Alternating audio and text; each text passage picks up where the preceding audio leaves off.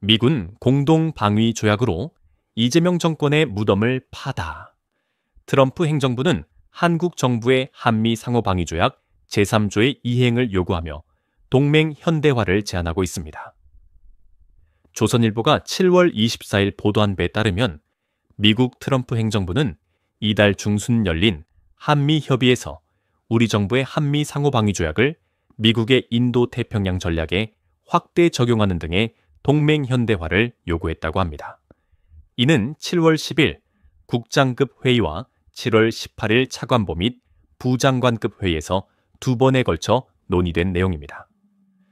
동맹 현대화의 핵심은 주한미군과 한미동맹을 한반도에 국한하지 않고 인도태평양 지역으로 명문화하자는 것입니다.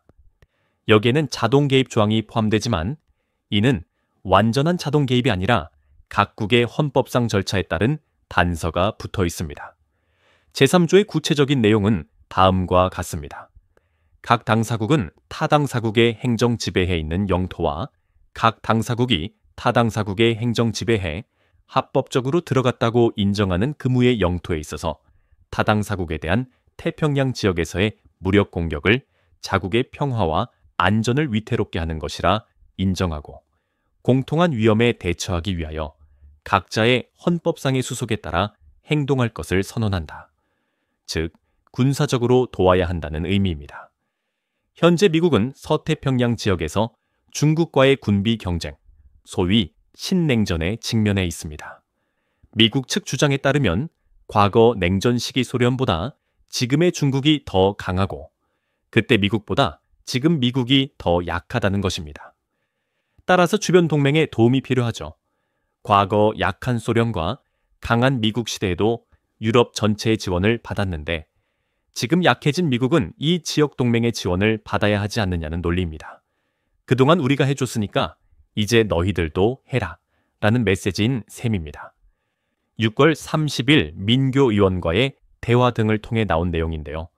중국 공산당이나 북한이 한국에 가할 수 있는 사이버 간섭은 미국의 군사적 대응 대상이 될 수 있다고 합니다. 선거 개입을 목적으로 한 해킹이나 전자투표 조작 등은 모두 사이버 공격으로 간주되며 이는 미국과 한국이 함께 대응해야 할 사안입니다. 이는 단순한 정치적 선언이 아니라 조약상 명문화된 법적 의무입니다. 모스탄 대사 등은 중국의 개입으로 이번 대통령 선거와 지난 총선 결과가 바뀌었다고 생각하고 있습니다. 따라서 미국은 군사적 대응을 해야 하며 이는 조약상 법적 의무 때문이라고 강조합니다.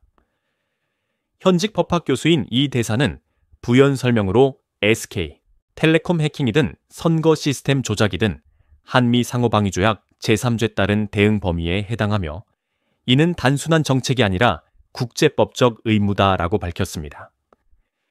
미국의 헌법은 헌법, 연방법, 그리고 조약을 최고법으로 규정하며 미국 정부는 조약의 법적 구속력을 준수할 책임이 있습니다.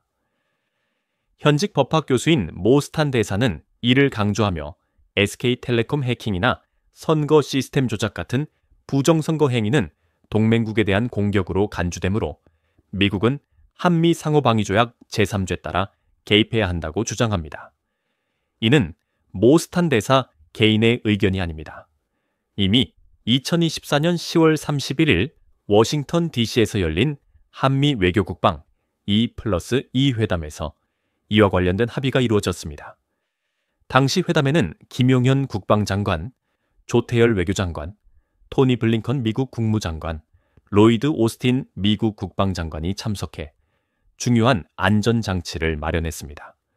이 안전장치란 한미 상호방위조약 제3조를 사이버 및 우주 공간까지 확대 적용한다는 것입니다. 양측은 국제법이 사이버 공간에도 적용되며 특정 상황에서 사이버 공격이 제3조의 무력 공격에 해당할 수 있다고 확인했습니다. 또한 우주로부터 또는 우주 내에서의 공격도 동맹 안보에 명백한 도전이 되며 특정 경우 제3조 발동으로 이어질 수 있다고 합의했습니다. 이러한 결정은 한미가 협의해 판단하며 사이버 또는 우주 영역에서의 위협이 제3조 발동 사유에 해당하는지는 다른 위협과 동일한 절차로 평가됩니다. 즉, 사이버 공격도 제3조의 자동 개입 조항에 포함된다는 의미입니다. 현재 한국은 중국으로부터 지속적인 사이버 공격을 받고 있으며 많은 이들이 이러한 공격이 선거 결과에 영향을 미쳤다고 믿고 있습니다. 미국 역시 이 점에 대해 의심을 품고 있으며 개입 가능성을 검토 중입니다. 특히 2025년 6월 3일 대통령 선거에서 이재명 후보가 당선된 후 백악관 대변인은 다음과 같이 논평했습니다. 한국은 자유롭고 공정한 선거를 치렀다.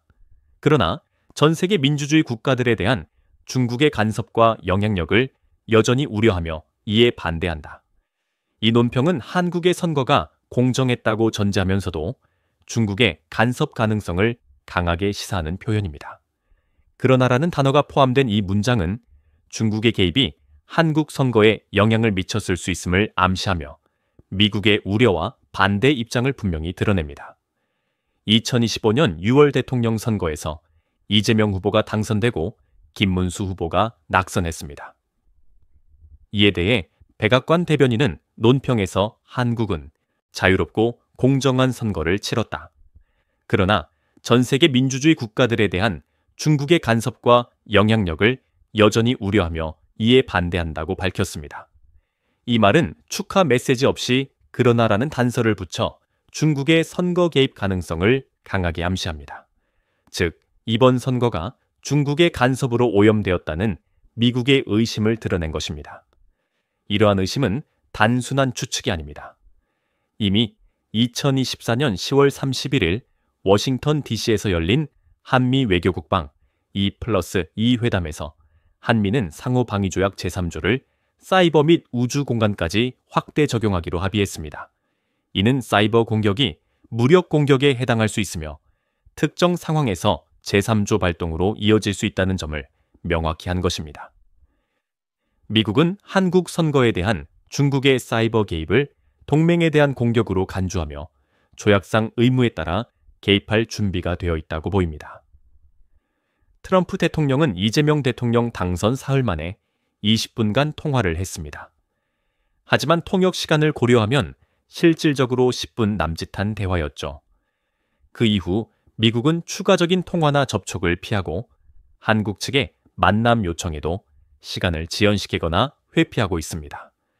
이는 미국이 이재명 정부를 중국의 개입으로 세워진 괴뢰의 정권이자 부정 정권으로 간주하고 있기 때문으로 해석됩니다.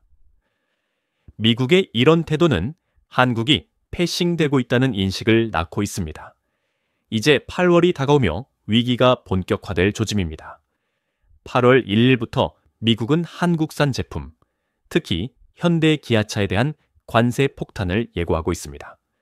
그동안 현대 기아차는 일본의 토요타나 혼다에 비해 관세 면제 혜택으로 가격 경쟁력을 유지해왔습니다.